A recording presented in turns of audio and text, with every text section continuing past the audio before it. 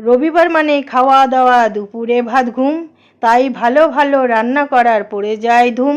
ব্রেকফাস্টে লুচি তরকারি, দুপুরেতে mutton curry.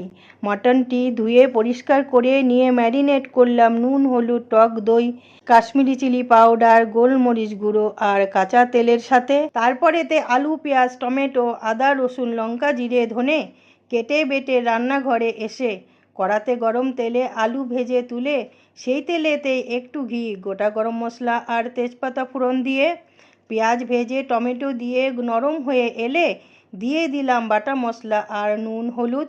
ভালো করে কষা হলে ম্যারিনেট মাংসটি ঢেলে আচ্ছা করে কষিয়ে ভাজা আলু দিয়ে ভালো করে নেড়ে চেড়ে অনেকটা গরম জল ঢেলে রান্না হলো 1 ঘন্টা ধিমি ধিমি আঁচে। মাংস সেদ্ধ হলে নামিয়ে নিলাম ঘি গরম মশলা দিয়ে। মটন কারিটি দারুণ গেল জমে দেরাদুন রাইসের সাথে।